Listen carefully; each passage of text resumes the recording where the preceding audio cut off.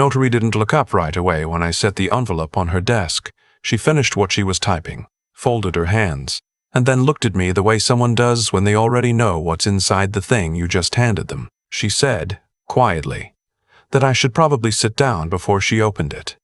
I was 63 years old. I had buried my mother 11 days earlier, and I had no idea that a plain white envelope tucked inside a bread tin in her pantry was about to rewrite everything I thought I knew about the last decade of her life. But I'm getting ahead of myself. My name is Roy Callahan. I live in Harrisburg, Pennsylvania, in the same house I've owned for 27 years. I work part-time now, used to do full commercial plumbing, the kind that keeps you on your knees for 12 hours at a stretch. These days I consult, mostly smaller contractors who need someone who knows the old codes as well as the new ones. My wife passed 8 years ago. It's just me, my dog, and a garden that gets more attention than it probably deserves. My mother, June Callahan, was 81 when she died. She was the kind of woman who kept her grocery receipts in a shoebox and never once threw away a rubber band. She grew up during a time when nothing was wasted, and she never grew out of that habit. Her house in Mechanicsburg, about 15 minutes from mine, was clean and modest. She'd lived there since 1979. Same curtains in the kitchen for 20 years, coffee at 6 every morning, decaf afternoon. She was sharp until close to the end, not confused, not forgetful, sharp. My younger sister Diane had moved back to the area about 4 years before our mother passed. Diane had a way of making herself indispensable. She took Mom to appointments, managed the bills when Mom's arthritis made writing difficult, answered the phone, screened the mail. At the time, I was grateful. I told her so. I even told my son that Diane was doing more than her share, and that we owed her. I believed that for a long time. The morning we found the envelope, I was cleaning out the pantry.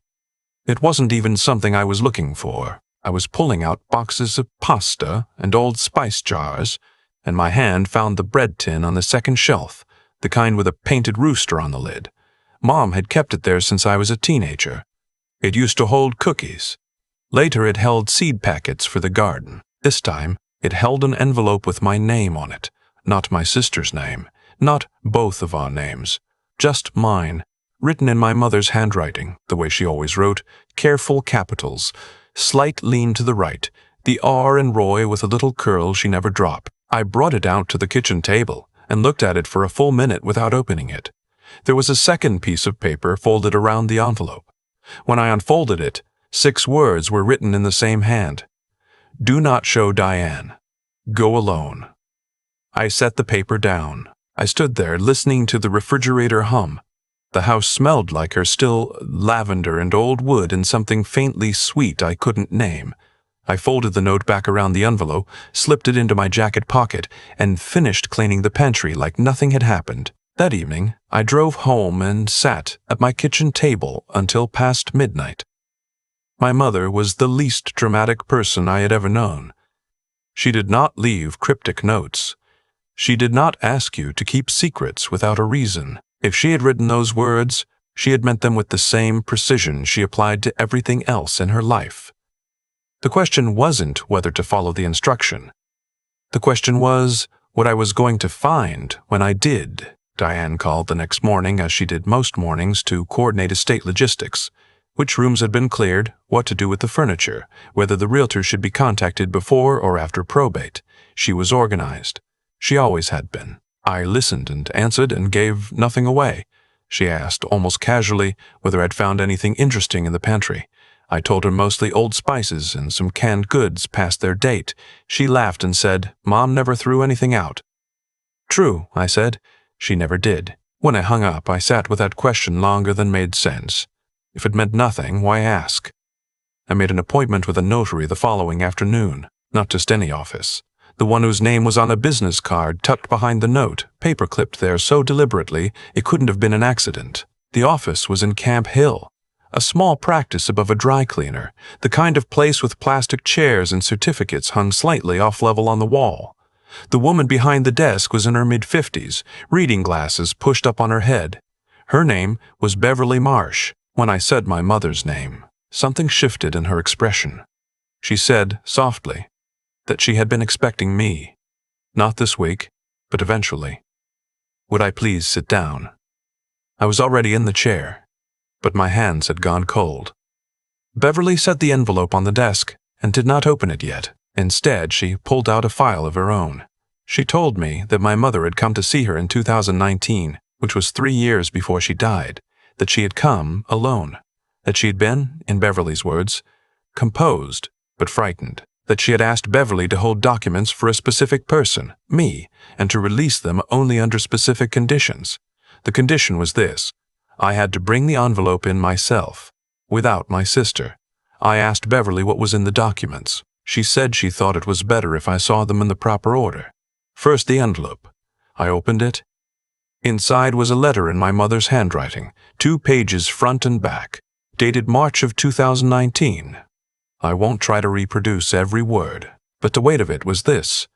Starting in late 2018, my mother had begun to notice irregularities in her checking account. Small amounts at first, moved between accounts she didn't recognize. She had confronted Diane, who'd explained them as fees, as errors, as transfers that had been straightened out. My mother had accepted those explanations, but she had also started writing things down, dates, amounts, what was said, what changed afterward. The letter was accompanied by a handwritten ledger, 43 pages, tucked in a second envelope inside the first. Every entry was dated, every amount recorded. My mother's careful block letters, her slight rightward lean, filling page after page with what she had watched happen to her own money over 4 years. Beverly set her own folder open beside it. Inside were certified copies of 2 documents. The first was a durable power of attorney my mother had signed in 2017, giving Diane authority over financial matters. The second was a declaration notarized by Beverly herself, dated March 2019, in which my mother stated clearly that she was of sound mind, that she had not freely consented to the full scope of the financial transfers that had occurred under that power of attorney, and that she was documenting her concerns because she did not believe she would be listened to if she spoke. I read that sentence twice, because she did not believe she would be listened to. My mother had been 40 years a practical woman.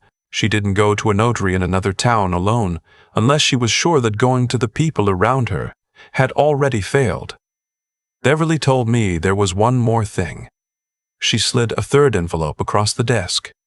Inside was a name and address. Not a lawyer. A forensic accountant my mother had apparently contacted once, briefly, before deciding she didn't yet have enough to make the case she needed to make. The accountant's name was enclosed with a handwritten note. He already knows something. Tell him June sent you. The drive home took twice as long as it should have because I pulled over twice, once because my hands were shaking too badly to drive safely. The second time because I needed to sit in silence and let what I knew rearrange itself into what it actually was. My mother had not been confused. She had been careful. She had watched someone she trusted take from her, and she had documented it in secret, and she had left a trail so deliberate that it required me to find a bread tin, read a 6-word note, and drive to a specific office, steps that could only be followed by someone willing to follow them without telling the person she was afraid of. She had trusted me to finish something she couldn't finish while she was alive. The forensic accountant, whose name was Miles Okafor, worked out of a small firm in Carlisle. He had kind eyes and a desk covered in color-coded folders.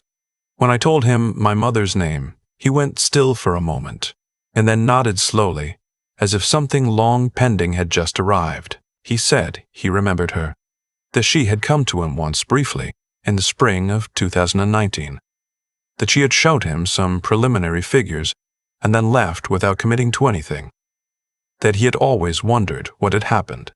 I told him she had died. I told him she had died. I told him she had sent me. He asked me to come back the next day with everything Beverly had given me. I didn't sleep that night. I lay on my side in the dark and thought about every conversation I had with my mother in the last 4 years of her life. Every time she had seemed to start a sentence and not finish it. Every time I had visited and found Diane already there, talking over Mom, answering questions before Mom had a chance to. I had read it as helpfulness. I had read it as a daughter doing more than her share. I had been wrong about the direction of the current. Miles spent 3 days with the documents. When I came back, he had a presentation ready. 2 monitors, side by side, a spreadsheet with color coding, and a voice that stayed deliberately calm even as the numbers climbed. Over a period of approximately 4 years, beginning in late 2018 and continuing through early 2022's, a series of transfers had moved money from my mother's accounts into 2 destinations.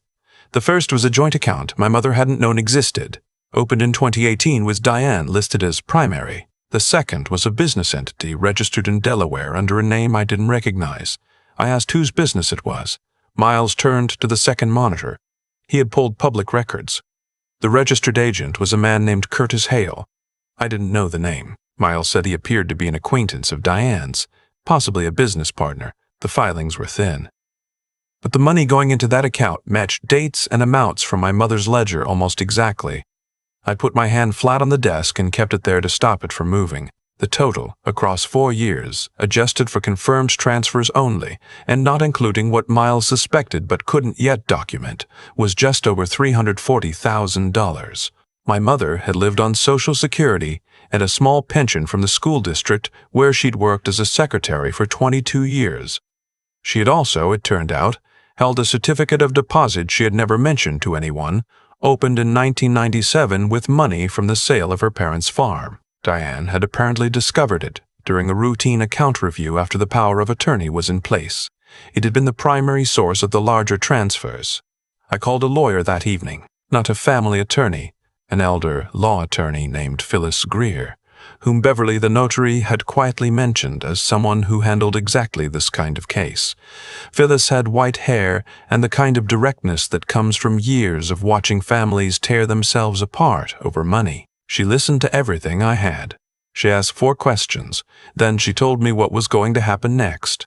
First, she was going to contact Miles O'Coffer formally and engage him as an expert. Second, she was going to file a report with the Pennsylvania Attorney General's Bureau of Consumer Protection, which had a unit specifically dedicated to elder financial exploitation. Third, I was not to confront Diane or Curtis Hale or anyone connected to them, not by phone, not by text, not in person. If I did, evidence could be deleted, accounts could be drained, and the case I had spent 3 days building would become significantly harder to prosecute. She looked at me over her glasses. She said, "Can you do that?" I said I thought I could. She said, "I need to know for certain." I said yes. The next 3 weeks were the longest of my life. Diane called regularly. She had questions about the estate, opinions about the realtor, suggestions about the furniture. I answered in short, neutral sentences. I gave nothing and took nothing. At night I sat at the kitchen table and wrote down every conversation, times and dates and exact words, the way my mother had taught me without ever meaning to. Diane came over once for coffee. She sat across from me in my kitchen and talked about Mom, about how hard it had been to manage everything, how exhausted she was, how the least the estate could do was acknowledge the years of unpaid work she had put in as a caregiver. She said it with the ease of someone who had rehearsed it and forgotten they were reciting. I poured her coffee and nodded and did not say what I was thinking. When she left, I sat in the chair she had sat in and looked at the wall for a while. That was the moment I understood something my mother had understood years before me. Staying quiet when you know everything is one of the hardest things a person can do. My mother had done it for 4 years. She had written it all down and stayed quiet and waited, because the alternative was being dismissed, and she had known that being dismissed was what would happen if she showed her hand too early. She had measured twice. She had waited to cut. The Attorney General's office moved faster than I expected. Phyllis told me later that they had seen variations of this pattern before. A caregiver with power of attorney, an unknown business entity, transfers structured below flagging thresholds to avoid early detection. The involvement of a third party, Curtis Hale, and his registered business was what upgraded the investigation from a civil matter to a criminal one. Conspiracy to commit elder financial exploitation, wire fraud, misuse of a fiduciary position. The warrants came on a Tuesday in April. Diane was at her apartment. I know this only because Phyllis called me 30 seconds after it happened. 2 investigators, plain clothes, no commotion. When Diane answered the door, she apparently asked them to come back later because she was in the middle of something. They explained that they weren't able to do that. Curtis Hale was served at his office in York. He had a client sitting across from him. The client left immediately. I was in my garden when I found out. I had my hands in the soil and my phone face down on the wall of the raised bed. When I turned it over and read Phyllis's message, I put the phone back down and kept gardening for another 20 minutes. I didn't know what else to do with the feeling.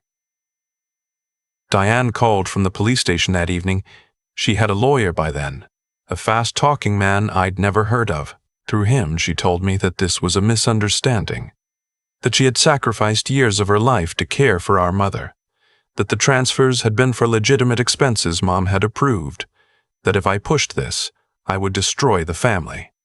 I listened until he finished. Then I said that my mother had documented every irregularity in a private ledger, had had those concerns notarized by a third party in 2019, had directed me specifically not to involve Diane in what she left behind, and that I had followed every one of her instructions as precisely as I could. There was a pause.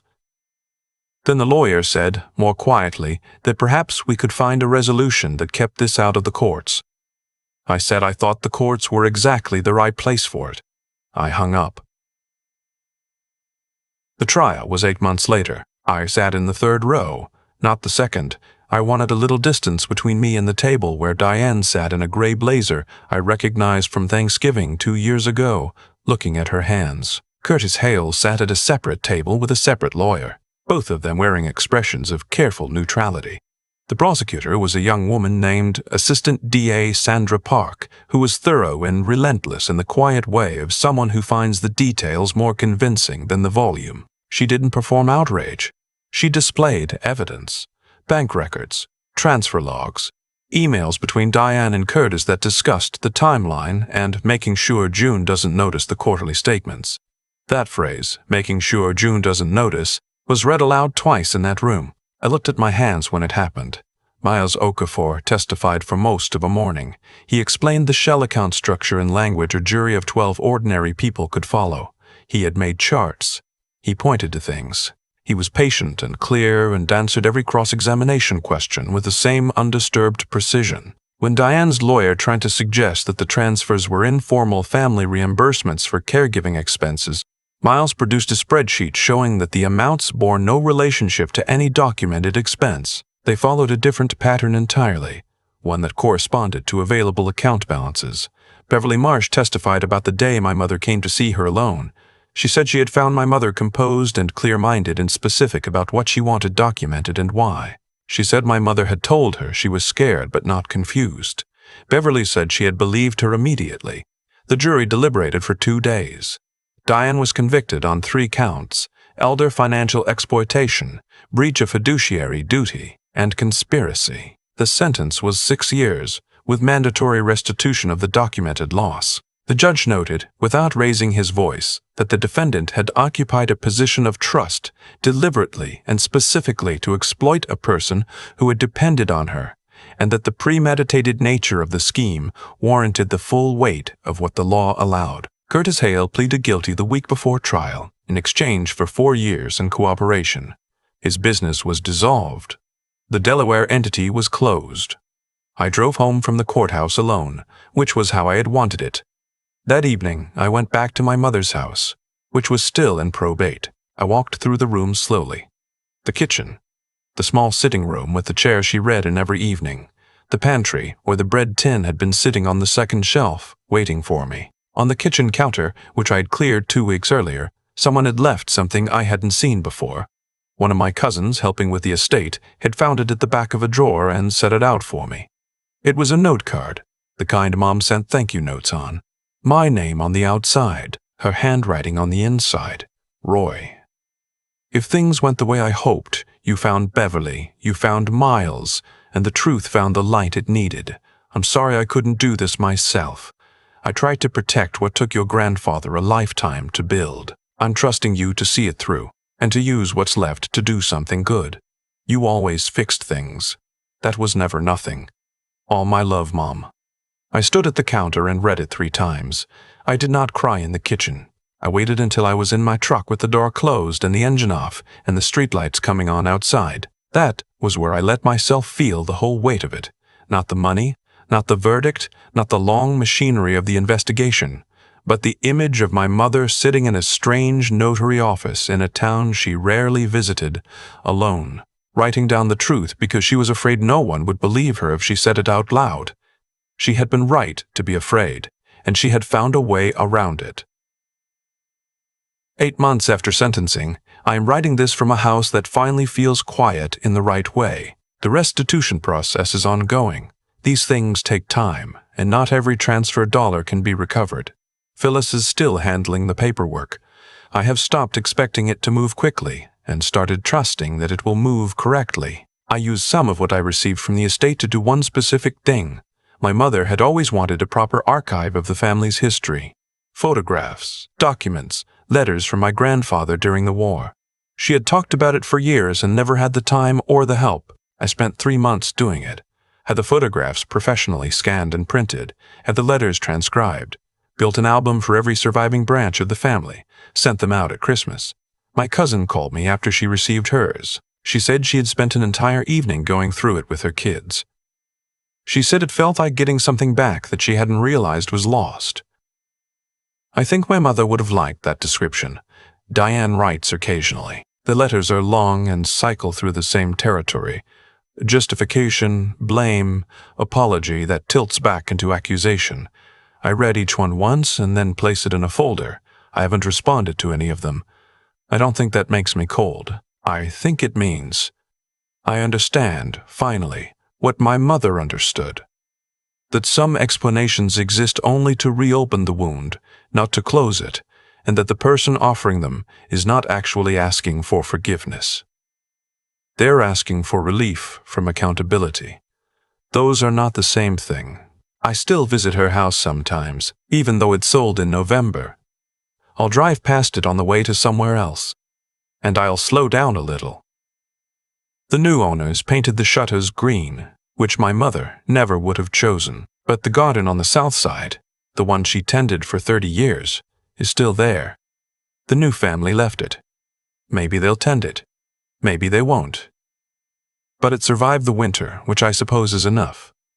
My mother believed that the truth didn't need to be loud to be durable. She believed it the way she believed everything. Not loudly, not performatively, just with her whole, quiet self. She sat in that office in 2019 and notarized a document that said, in plain language, I know what is happening to me, and I need someone to know that I know. And she waited, not passively, but deliberately, for the right person, in the right moment, with the right evidence. She waited for it to be undeniable. That is what I hope anyone hears, if they hear anything from this at all.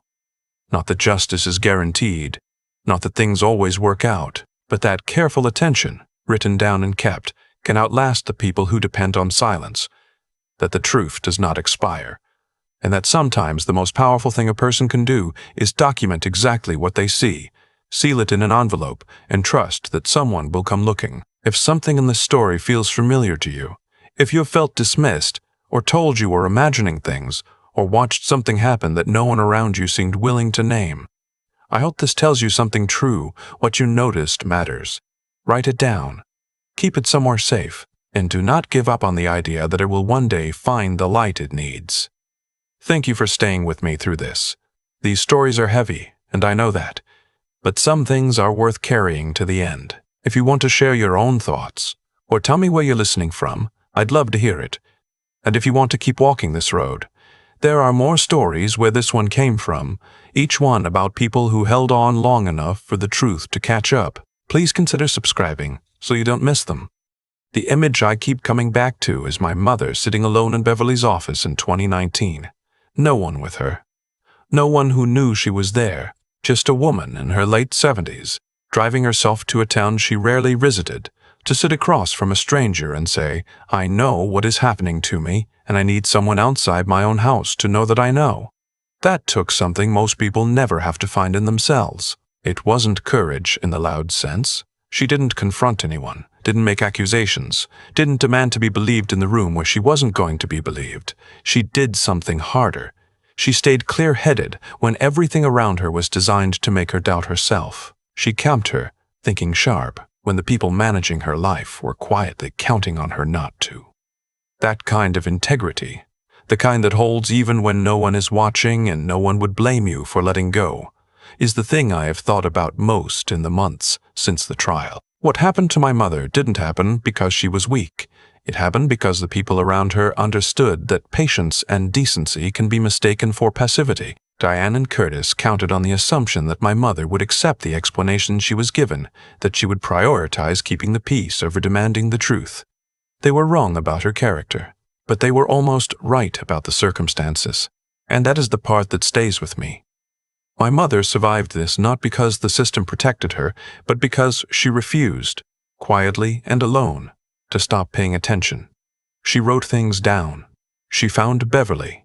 She kept the ledger. She did all of this while still making coffee at 6 every morning and not saying a word that would tip her hand.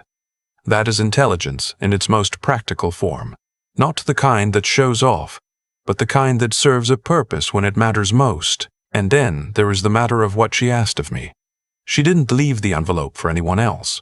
She left it for me with a note that trusted me to follow instructions I didn't yet understand in a direction I couldn't fully see. She trusted that I would not take the easy path of letting it go, that I would sit with the discomfort, make the drive, keep the appointments, hold my tongue through 3 weeks of ordinary conversations with my sister that felt anything but ordinary. That kind of follow-through, staying the course when it would have been so much simpler to set the whole thing down, is not something that comes from strategy. It comes from deciding, again and again, that the thing you're doing is worth the cost of doing it right. I don't think what happened to my family was inevitable. These things don't have to happen. But I do think that when they do happen, the only force that consistently stops them is the same one my mother relied on. Someone paying careful attention, writing it down, and refusing to give up on the idea that the truth is worth the trouble of protecting. She was 81 years old, and she understood that. I am 63 and still learning it from her.